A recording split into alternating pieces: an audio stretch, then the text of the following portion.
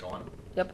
Okay, so like I said in class, we got the review session now, so I'll post this on YouTube. I'll have to, is that the sheet you guys got right there? First one. Okay, so at the end, if you didn't sign the sheet, make sure you sign it before you leave.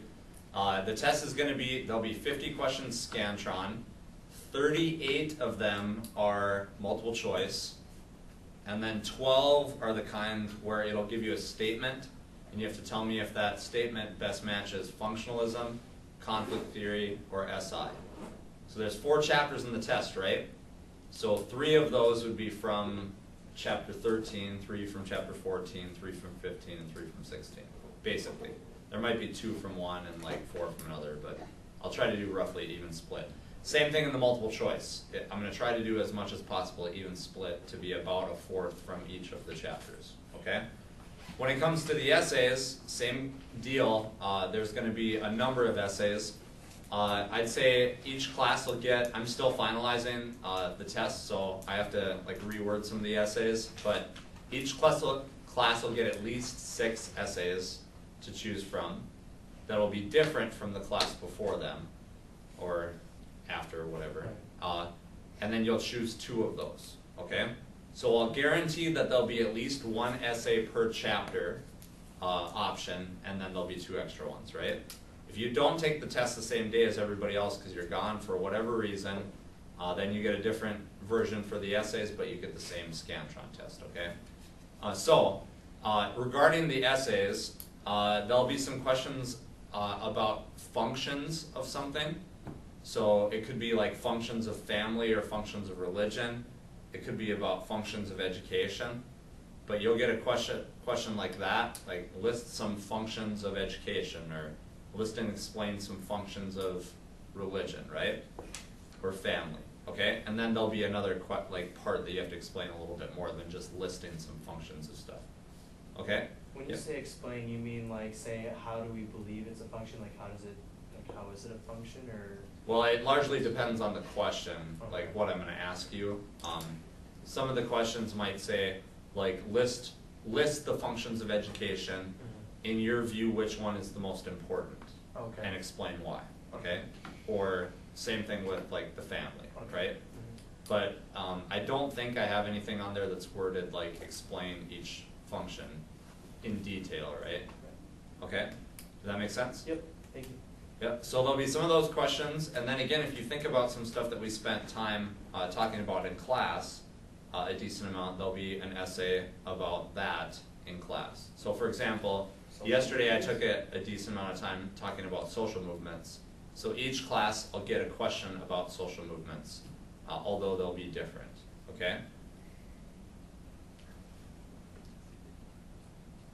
And then the other essays, like if you paid attention to maybe some of the video clips we watched, or some of the stuff that we discussed in class. The right to flag poles? The what? The right to have a flag. The right to have a flagpole, yeah. Or maybe some of the discussion in demographics. We watched some clips about the census. There'll be some questions about that.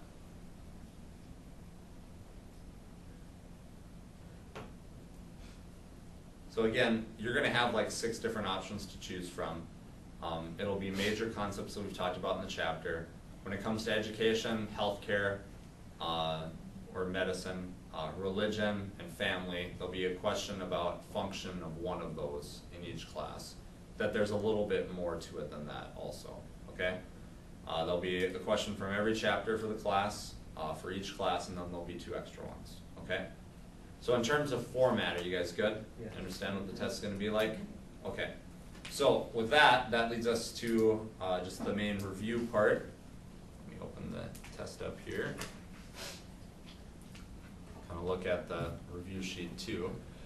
So let's just start right away with family. Marriage, extended family. If you have your review sheet, you can check that out. This is straight from chapter 13. So sociologically, what's a basic definition of the family?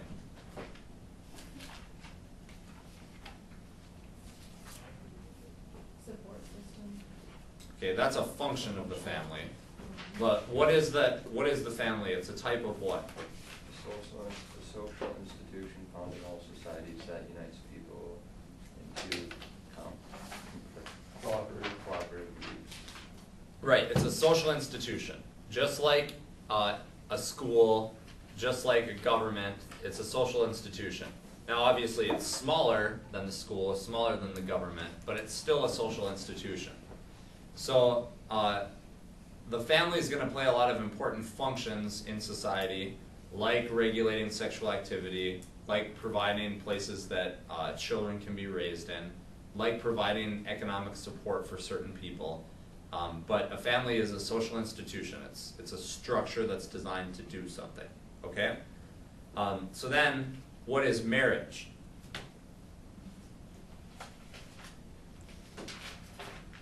A social institution. Okay. Legal relationship. Legal, that's the difference between like marriage and a family, right? Yeah. Family is more generally defined. A marriage is a marriage. Somebody screaming or what? I think it's one of the special cases. Oh, okay. Marriage is a legally defined relationship. Okay, it has to be legally recognized somehow, based on something. Okay. Next, what's an extended family then? It's a family that has like the mother, father, and like daughters, but it also has like aunts and uncles and extended relatives in it.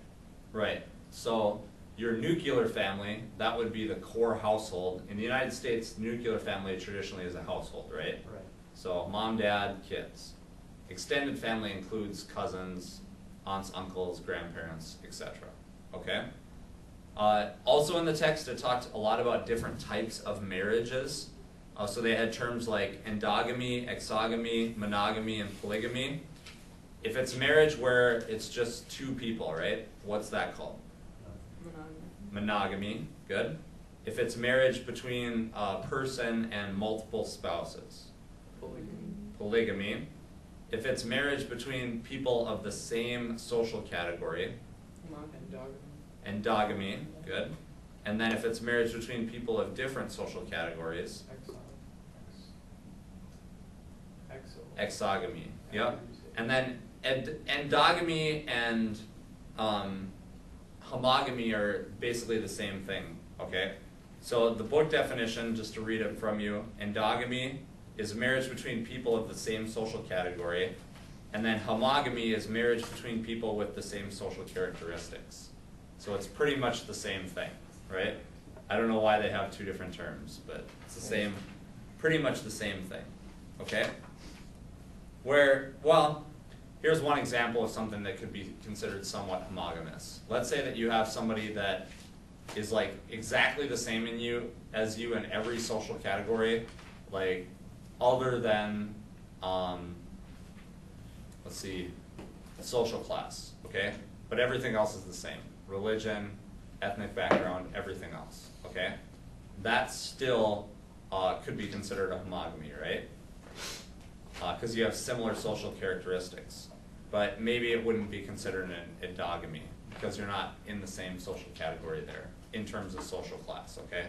If you're looking at it from just the lens of race or just the lens of religion, then it could be. Okay, we talked about types of marriage. Kinship, what's that?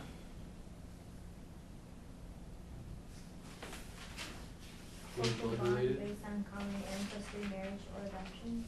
Okay, it's a social bond based on common ancestry, marriage, or adoption. So how's that different than a family? What's the key difference? Like with brothers and sisters, like their relationship instead of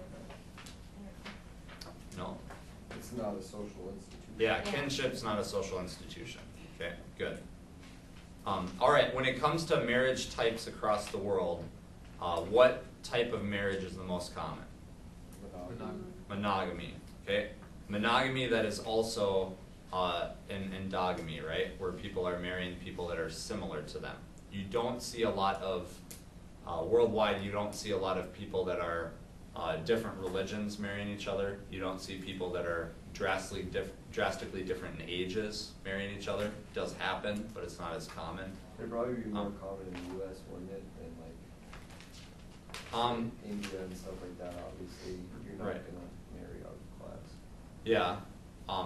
It depends on the characteristics specifically, but when we talk about age, right, differences in ages, if there's a polygamous society where you have multiple wives, then there's oftentimes a big difference in age.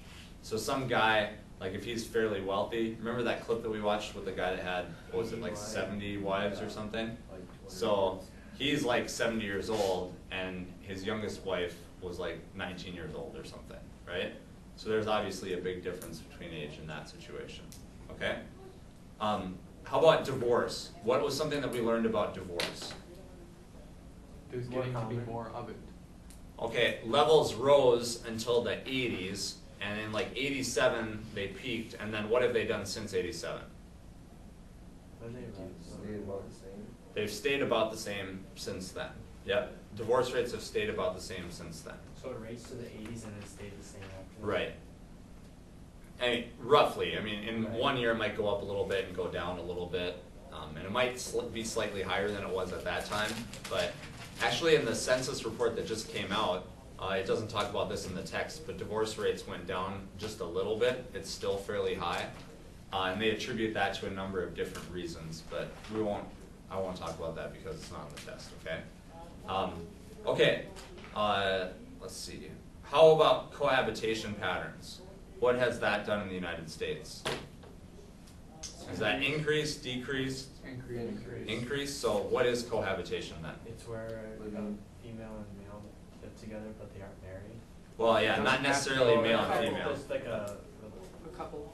Yeah. couple relationship, stay in the same household but not married. Right, exactly. So it's people in a relationship that live together but don't get married. So that has increased quite a bit.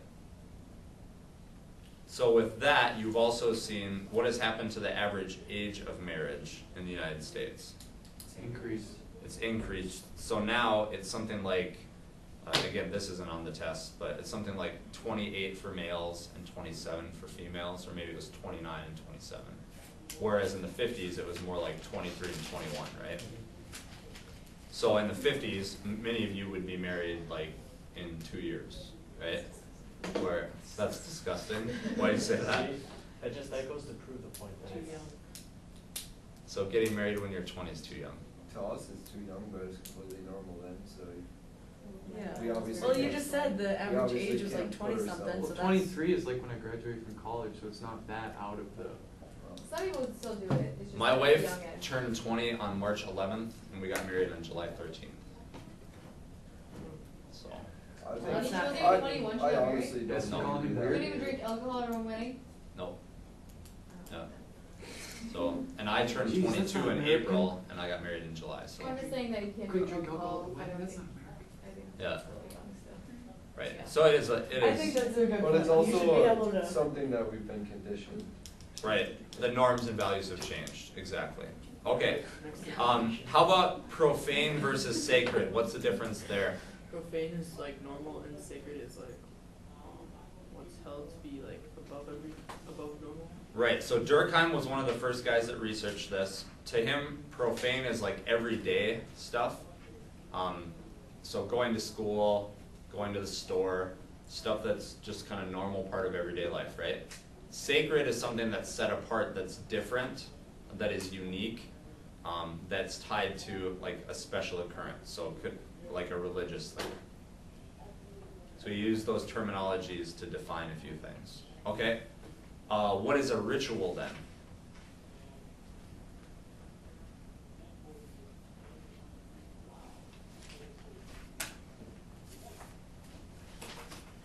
A religious ceremony. Yeah, formal religious ceremony. Good. So it's a type of behavior that's done in a formal manner, or formal manner. Okay. Which of the following things is like the most integrated with society? Church, a sect, a cult, or a denomination? Church. A church. Yep. Which of those is considered to be the least stable? Cult. A cult. Yep. Let's see.